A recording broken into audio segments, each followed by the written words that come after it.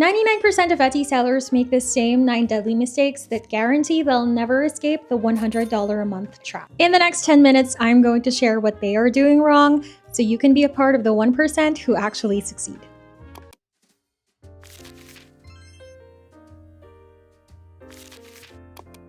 A lot of new sellers treat Etsy like a hobby. They list a few products, post once on social media, and then wait for sales to come in. When nothing happens, they assume Etsy is too saturated or that the algorithm is out to get them. But that's not how real businesses are built. The 1%, the ones who are actually making serious money on Etsy, treat it like a business from day one. They show up consistently. They learn how to optimize their listings. They invest time into understanding their target customer, their branding, SEO, and product development. They don't just hope for sales, they strategically plan for them. I mean, think of it like this. You wouldn't open a coffee shop, show up only when you feel like it, never work to improve it, and then get mad when no one comes through the door. That would never work in real life, so why expect it to work online? When you approach it with a hobby mindset, you'll get hobby-level results. But when you show up with the consistency and commitment of a business owner, that's when things start to shift. Because at the end of the day, how seriously you take your shop is how seriously it will perform.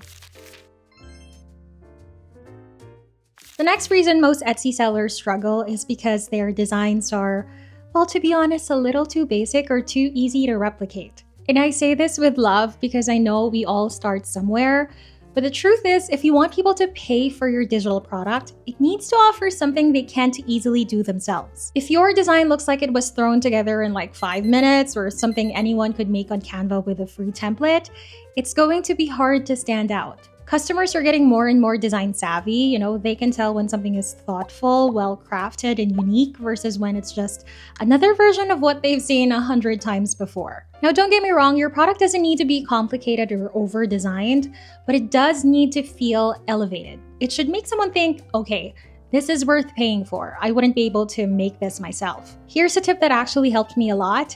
Ask for feedback. Go to a friend, a sibling, or someone who'll be brutally honest with you, not just nice, and show them your product. Ask them, would you actually buy this? Because the truth is, we all see our own creations through a biased lens. We made it, so of course we think it's amazing. But just because it looks good to us doesn't mean it looks good to someone else. That outside perspective can be super eye-opening. And this is especially important because a lot of people believe that selling digital products is too saturated, but I think that's not really the problem. Selling mediocre digital products is saturated. Selling high quality and well-designed products, that's where there's still a massive opportunity. You gotta remember, you're not just competing with other sellers, you're also competing with the idea that the buyer could just do it themselves. So your job is to give them a reason not to.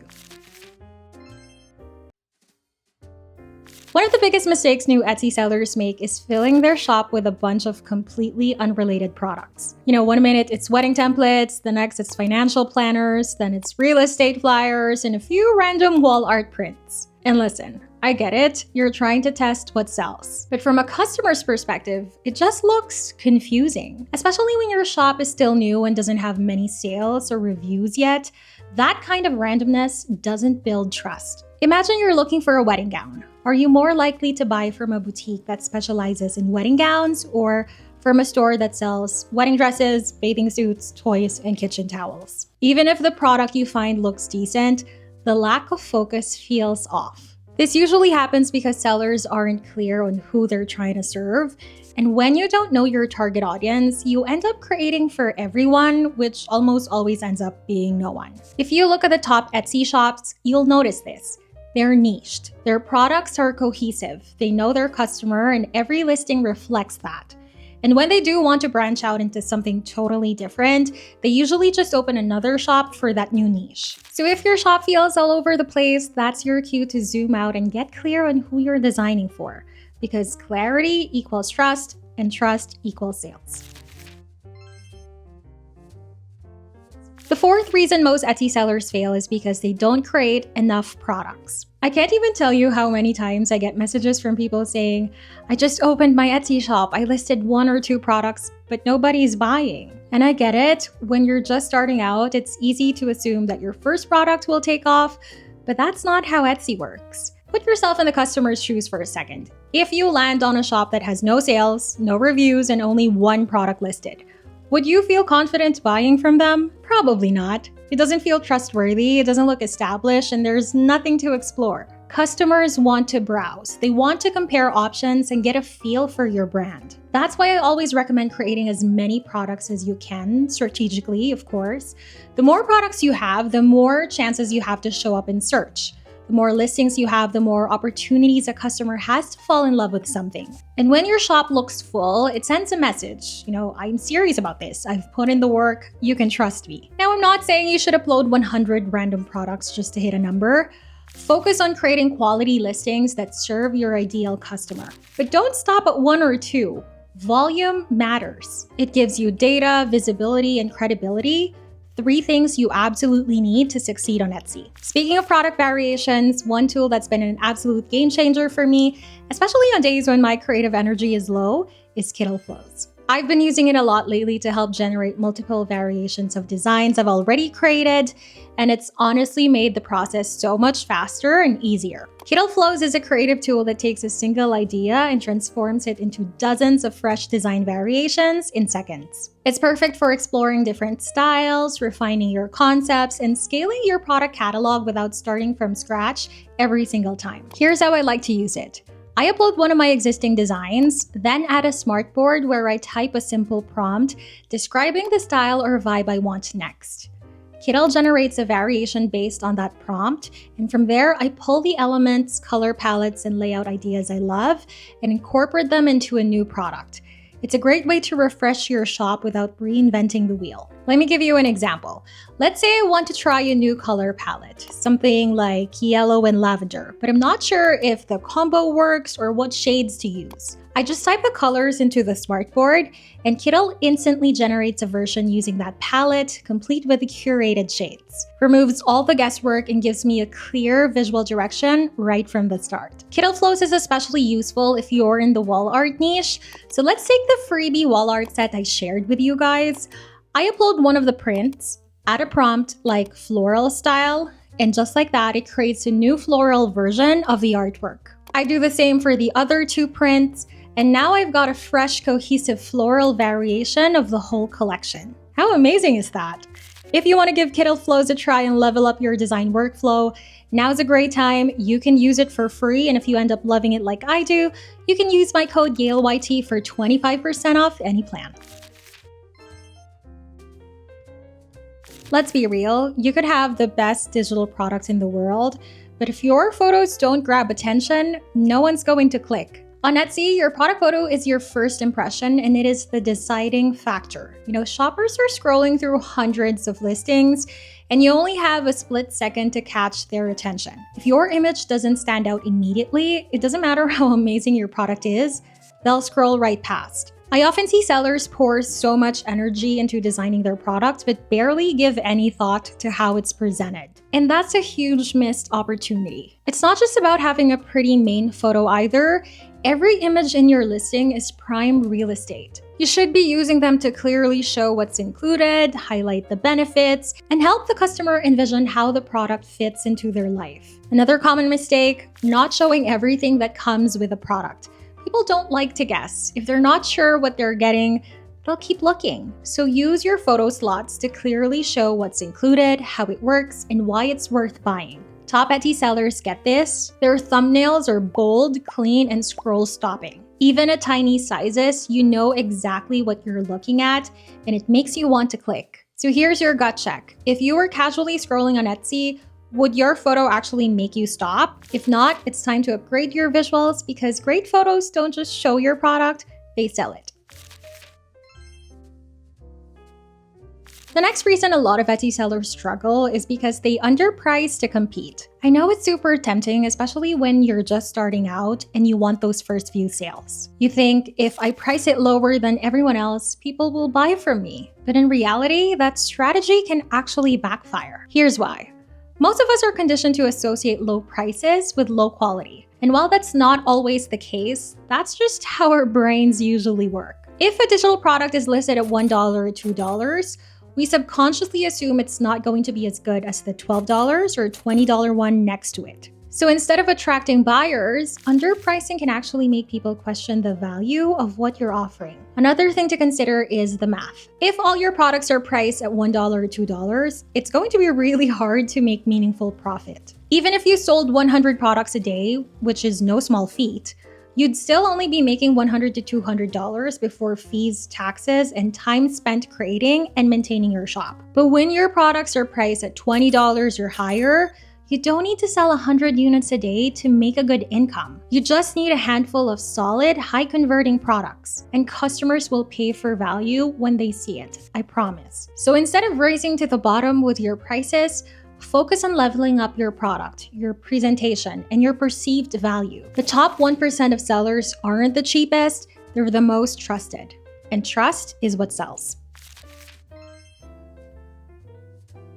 The seventh mistake I see a lot of Etsy sellers make is relying solely on Etsy's algorithm to bring in traffic. And listen, I love Etsy's search engine, it's powerful and it can absolutely work in your favor. But it's not enough on its own, especially in the beginning when your shop is still new and hasn't gained much traction. If you just list a few products, sit back and wait for Etsy to do all the work, you're going to be waiting a long time. That's why marketing, especially free marketing, is so crucial. I'm talking about organic marketing and specifically Pinterest. You guys, I swear by Pinterest marketing, I drive thousands of views to my shop just from my pins alone. But here's the part most people don't realize. It takes real effort. I don't just create one pin per product and hope for the best.